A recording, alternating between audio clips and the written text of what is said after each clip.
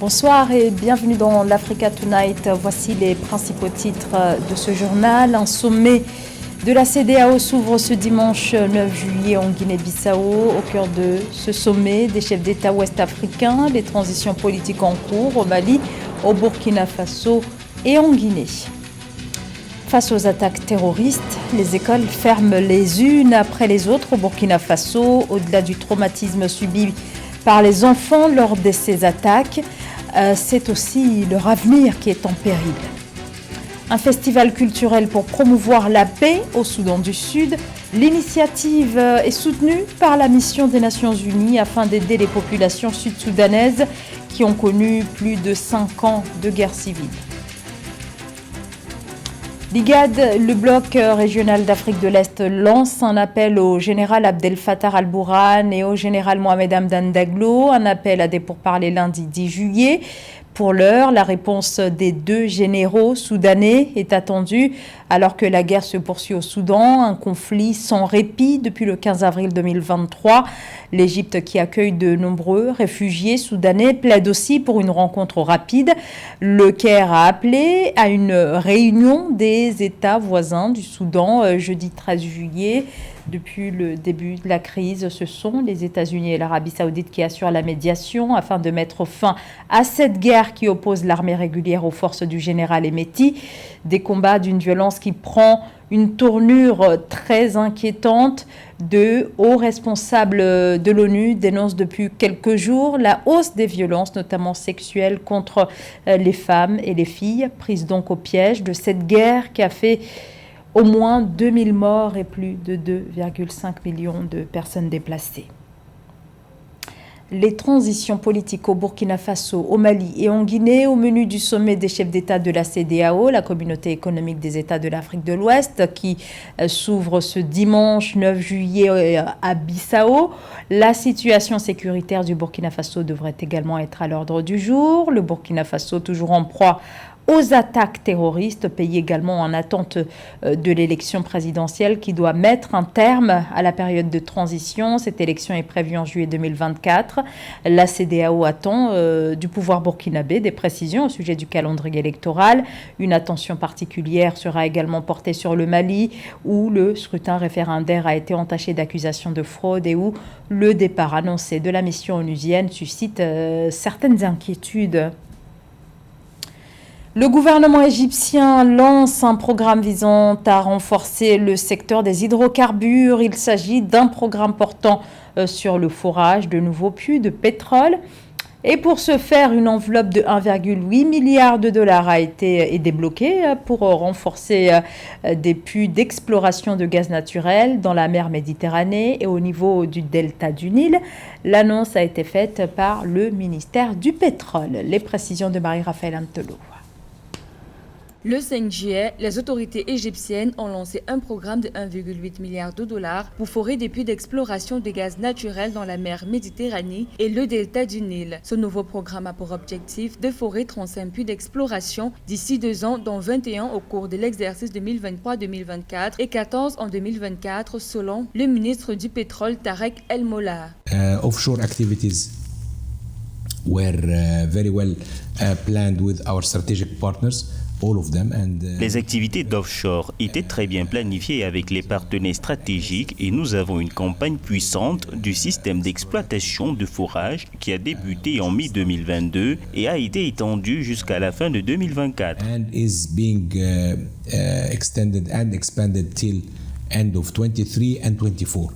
Le 15 décembre 2022, l'Égypte avait officiellement annoncé la découverte d'une importante réserve de gaz naturel dans l'un des sites offshore en Méditerranée orientale. Toutefois, le bulletin Middle East Economic Survey publié au début du mois de décembre 2022 indiquait que le puits contenait 3,5 milliards de pieds cubes de gaz naturel. En 2021, l'Égypte disposait de réserves de gaz naturel avérées atteignant 2209 milliards de mètres cubes et produisait plus de 79 milliards de mètres cubes. Le pays a exporté environ 12 milliards de mètres cubes de gaz en 2021, soit 58% de plus par rapport à 2020 et près de 3 fois plus qu'en 2019. Energy efficiency will allow us saving costs. L'efficacité énergétique va nous permettre d'avoir une production plus efficace qui va nous permettre de conserver davantage nos gaz naturels qui, lors de l'export, va nous générer plus de revenus. Which will be able to export, generating more revenues. Selon le ministre du Pétrole, avec ce programme, l'Égypte prévoit de renforcer sa capacité de production de gaz en développant plusieurs champs d'exploration en mer Méditerranée, dans le delta du Nil et dans le désert occidental. D'après le ministre du Pétrole égyptien, ce sont 284 nouveaux gisements qui ont été découverts au cours des 5 dernières années. Son économie repose encore essentiellement sur l'exploitation pétrolière. Il s'agit de l'économie tchadienne, dont la structure est en quête de diversification. L'économie tchadienne est en effet largement dépendante de la production de pétrole, c'est 20% du PIB. Ce territoire est pourtant l'un des pays d'Afrique les mieux dotés en ressources naturelles. Alors pour inverser la tendance, le gouvernement annonce vouloir développer son secteur minier. Reportage de notre correspondant Mahamat Ramadan. Le Tchad veut miser sur la modernisation et l'industrialisation du secteur minier pour diversifier son économie trop dépendante des ressources pétrolières. Les autorités ont annoncé la création de 4 usines d'exploitation, de transformation et de commercialisation des ressources minières telles que l'or, le cuivre, le plomb, le zinc et le nickel destinés à l'exportation. Pour atteindre ces objectifs, le ministre des Mines et de la Géologie compte sur les avantages accordés par les textes miniers pour attirer les investissements étrangers. Le code minier tchadien prévoit d'abord un partage équitable de la rente et des revenus miniers entre l'État et les opérateurs. Ça, c'est très important. Il est très souple parce que les conditions d'accès des investisseurs étrangers aux activités de recherche sont d'abord accompagnées de fortes incitations et ils ne sont pas donc différents des conditions qui sont imposées pour les nationaux. Ça, c'est très important. En dépit des potentialités, les exploitations minières à travers le pays demeurent toujours artisanales et échappent quelquefois au contrôle de l'entité de régulation. Mais les autorités estiment que l'exploitation artisanale des mines aux côtés des industries extractives à grande échelle pourrait contribuer à augmenter les revenus des populations locales. Des guichets sont installés sur des sites de production minière pour prélever les taxes dues à l'État. Nous avons, depuis 6 mois déjà, créé un site pilote pour faire le recensement de tous les orpailleurs, leur octroyer des cartes d'accès dans ces couloirs d'orpaillage qui sont sécurisés par l'État. Nous faisons également l'accompagnement de tous ces artisans miniers parce qu'il faut les former techniquement pour une exploitation responsable et pour une utilisation aussi des produits non toxiques pour l'environnement. Pour rappel, des journées de promotion du secteur minier et des tournées de vulgarisation des potentialités minières au Tchad et à l'étranger, notamment en Europe et en Asie, sont organisées par le ministre chargé des Mines. Par ailleurs, le plan cadastral minier du pays est actualisé et mis à la disposition des opérateurs économiques intéressés par ce secteur. Human Rights Watch alerte sur les expulsions de migrants vers un désert proche de la frontière libyenne. Des centaines de migrants originaires d'Afrique subsaharienne se trouvent actuellement dans des conditions très préoccupantes dans une zone désertique du sud de la Tunisie, après avoir été chassés ces derniers jours de la ville de Sfax après un déferlement de violence suite à la mort d'un Tunisien lors d'une rixe. L'ONG exhorte le gouvernement tunisien à mettre fin aux expulsions des migrants africains vers cette zone désertique. L'organisation appelle aussi les autorités tunisiennes à permettre d'urgence l'accès humanitaire à ces hommes et femmes qui ne disposent que de peu de nourriture et d'aucune assistance médicale. Notons que des discours de plus en plus xénophobes à l'égard de ces derniers, des migrants, se répandent depuis la déclaration du président Kais Saied en février dernier, déclaration dans laquelle il a présenté l'immigration clandestine comme une menace démographique pour la Tunisie. Plus d'1 million d'élèves privés d'école, 30 000 enseignants qui ne peuvent plus travailler. C'est la situation au Burkina Faso, pays ravagé par l'insécurité provoquée par le terrorisme. Sur place, le nombre d'écoles fermées continue d'augmenter. 3 régions sont particulièrement concernées. On cite par exemple l'Est, où la crise sécuritaire entraîne également une crise de l'éducation. Samantha Saberou-Saboubanga. Selon un rapport de l'UNICEF Burkina Faso, plus de 6 000 établissements scolaires ont fermé à la date du 31 mai 2023 au Burkina en raison de l'insécurité. La fermeture des formations scolaires a affecté plus d'1 million d'enfants, révèle le rapport, soit une augmentation de 44% par rapport à la même période en 2022, où 4 258 établissements scolaires ne fonctionnaient pas. À cause de cette situation, plus de 30 000 enseignants ne peuvent plus travailler.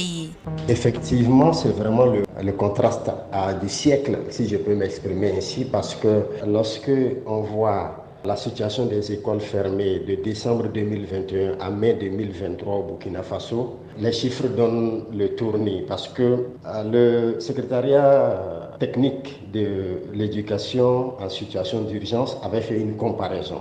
Alors, la comparaison donnait qu'au 31 décembre 2021, sous Rochma Christian Kaboré, il y avait 3 280 écoles fermées.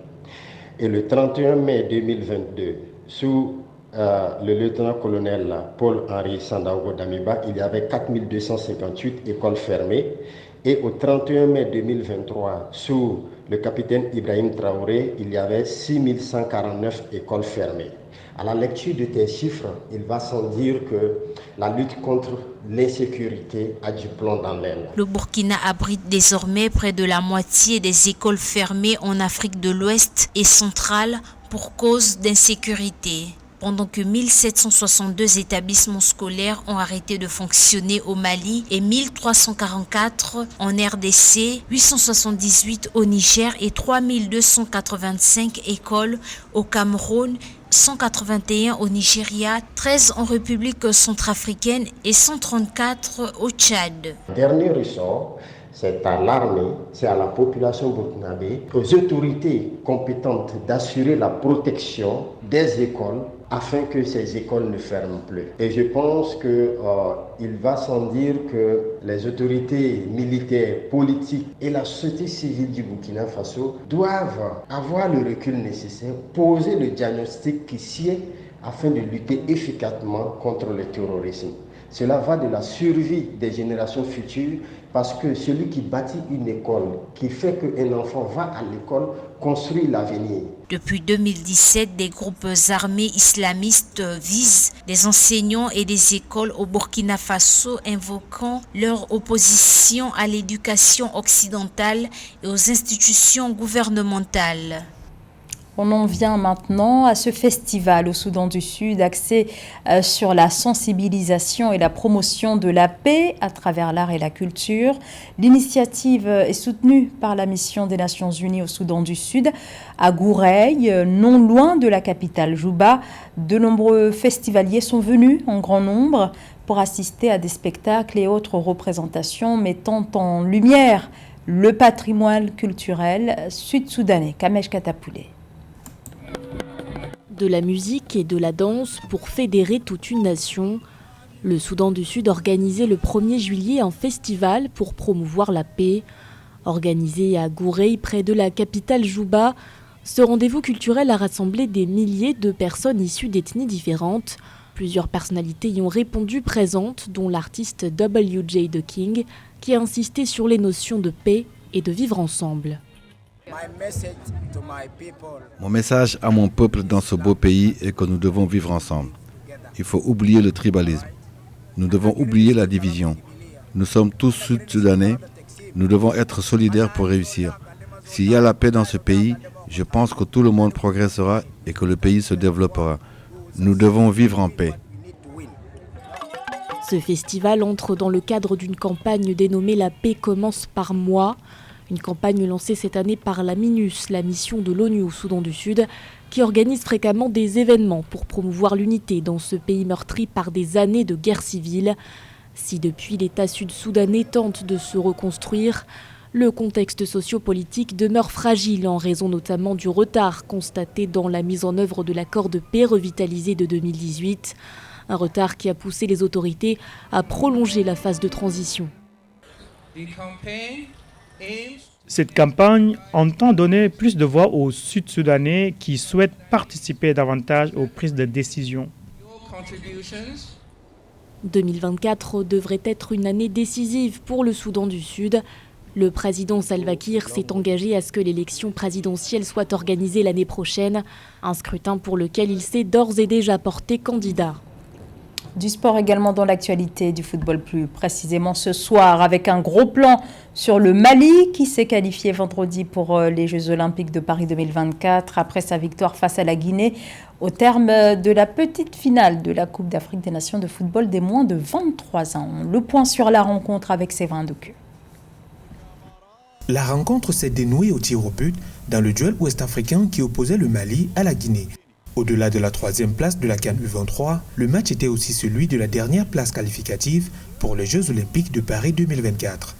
Au terme du temps réglementaire, avec un score vierge 0 partout, la Guinée s'est inclinée 4 buts contre 3 lors de la séance des tirs au but. On s'attendait à voir un jeu serré, les occasions de but on les a eues de part et d'autre, mais malheureusement aucune des deux équipes n'a pu faire la différence. Donc il fallait s'appuyer sur les tirs au but pour avoir le 3e ticket pour Paris 2024 et fort heureusement, les Maliens ont eu les nerfs assez solides pour pouvoir battre la Guinée. Cette équipe malienne aussi a mérité sa victoire parce qu'elle a poussé jusqu'au bout. Si la défaite de la Guinée, dont c'était la toute première participation à la CAN U23, lui fait passer à côté d'une qualification directe pour les Jeux Olympiques de Paris, l'espoir de participer à cette compétition demeure. Il faudra aux hommes de Morla Silla une réussite dans le match de barrage qui les opposera à une équipe asiatique non encore connue. La dernière participation de la sélection de football de Guinée aux Jeux Olympiques date de 1968. L'Afrique a 3 places et demie pour les qualifications des Jeux Olympiques, ainsi que l'Asie, 3 places et demie. Celui qui sortira 4e des qualifications de l'Afrique, c'est-à-dire la Guinée, ainsi que le 4e du continent asiatique. Les deux joueront un match de barrage pour déterminer qui aura cette place pour les Jeux Olympiques. C'est pour ça qu'initialement, on dit l'Afrique a 3 places et demie et l'Asie 3 places et demie parce que les autres demi, il va falloir les chercher dans l'autre continent. Donc on attend de voir les qualifications du côté de l'Asie. Le Mali détient le 3e billet pour Paris 2024 aux côtés de l'Égypte et du Maroc, les deux équipes en finale de la CAN U23. C'était le journal de la rédaction. Merci de votre fidélité. L'information continue sur Africa 24.